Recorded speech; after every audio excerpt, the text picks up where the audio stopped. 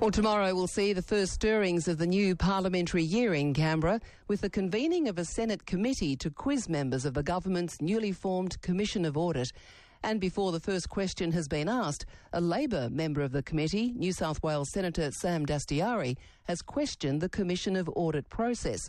The commission, which is headed by the Business Council of Australia's President Tony Shepherd, was established by the Abbott government to review the efficiency of government and fine savings. Senator Dastyari says the commission could be a Trojan horse established to enable the government to break promises and to implement the agenda of the BCA, which represents the 130 biggest companies in the country. And Senator Dastyari is speaking to Marius Benson. Senator Dastyari, good morning. Marius, great to be on the show.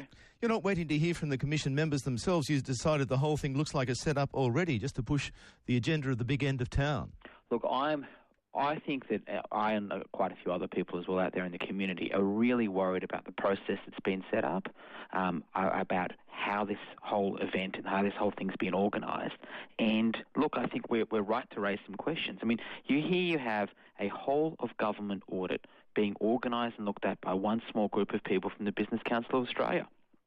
And are you confident the committee process will work tomorrow? Because there seems to be some confusion about whether you can insist that members of the Commission of Audit turn up, and if you can, whether you can insist they say anything. Well, look, I think it would be highly inappropriate if they didn't show up. Well, let's be clear here. Between now and the end of this month, the Commission of Audit has been charged with putting together a report for the government on what cuts it should be implementing.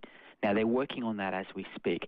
To ask them to take 2-3 hours out of their time to actually shed some light on what has been a very, very secretive process, to allow the Australian public to have some kind of a look at what they're doing, I don't think it's an unreasonable ask, and I don't think the Commission would treat it as an unreasonable ask.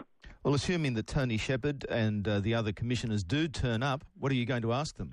Well, look, I want to know, and I want to be sure that the process, that the steps they're taking are actually designed not just to implement an agenda they've already indicated to the Business Council of Australia, but make sure they're going through a process to make sure the cuts are even, that they're fair, that people on lower incomes aren't being left behind. Well, let's be clear, this Commission of Audit does not have a single person on it, who represents the charity sector, who represents the social services sector, the groups of people that are going to be responsible for cleaning up the mess after the cuts come through. And my worry about this is this, Marius.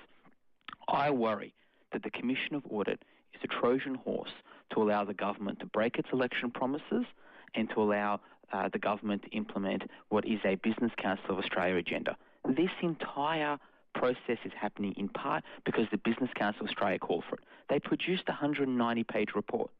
They've already produced a report before the election outlining what they want to find in such a inquiry. And now they're going through a commission that they asked for.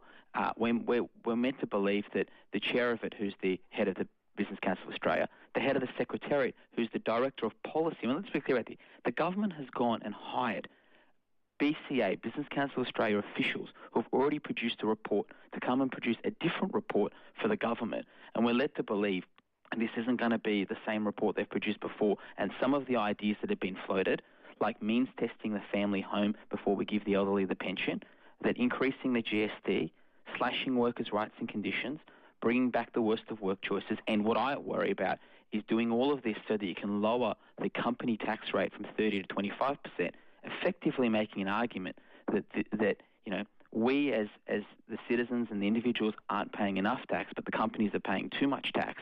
And I worry that a lot of this is becoming a Trojan horse and a process for the government to break a bunch of election promises.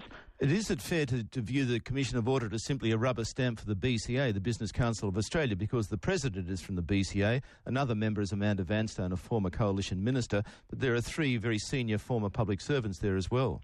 Well, look, I mean, I think it's not just the makeup of the Secretariat. You've got people like Peter Boxall as well, who, they're quite senior public servants, but let's be clear. I mean, this is the guy who was responsible for running the Department of Workplace Relations at the time in which they were implementing work choices. Nobody did more to implement work choices than Peter Boxall. But putting that to one side, you also have the Secretariat, and this doesn't happen, it's never happened before, where they've actually gone and hired the BCA to actually produce the report for them. That's the bit that alarms me. I mean, you talk about conflicts of interest.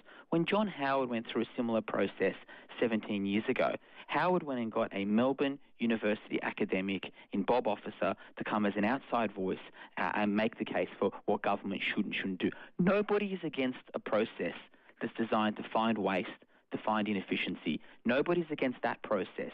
What we're against and what I'm concerned about is a commission that is so heavily skewed by the big end of town, that is so clear in what its agenda is going to be, and that there's a predetermined agenda that is going to be implemented. Senator, thank you very much. Thank you for having me. New South Wales Senator Sam Dastyari speaking there to Marius Benson.